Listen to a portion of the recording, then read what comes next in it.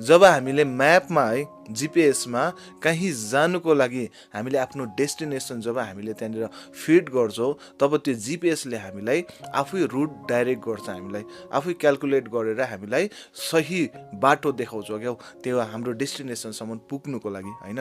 र हामी त्यो जिपिएसले जुन रुट हामीलाई दिएको हुन्छ त्यो रुटमा नै हामी हिँडिबस्छौँ होइन। तर कहिलेकाहीँ के हुन्छ भने हामी त्यो जिपिएसलाई हेरिबस्दैनौँ नि त होइन।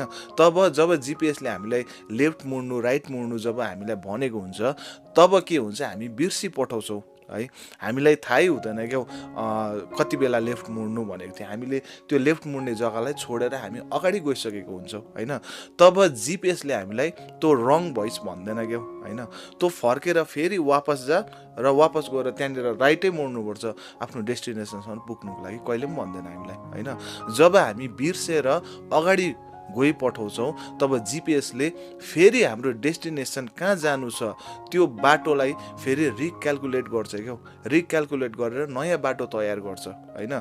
र हामीलाई निरन्तर अगाडि नै बढ्नु दिन्छ होइन। लाइफ पनि हाम्रो त्यस्तै हो क्या है। हामीले पास्टमा कतिवटा कुराहरू छोडिसकेको छौँ है। पास्टमा हामीले कतिवटा कुराहरू रिग्रेट होला हाम्रो होइन, पास्टमा भएको धेरैवटा कुराहरू होला, तर फर्केर हामी कहिले पनि वापस जानु हुँदैन क्या त्यहाँनिर होइन। युटर्न कहिले पनि लिनु हुँदैन। अगाडि जब हामी बढ्दैछौँ हाम्रो डेस्टिनेसन हाम्रो गन्तव्यसम्म पुग्नुको लागि निरन्तर अगाडि नै बढ्नुपर्छ हाम्रो जीवनलाई रिक्यालकुलेट गरेर होइन। यो सानो कुरा जिपिएसले हामीलाई सिकाउँछ।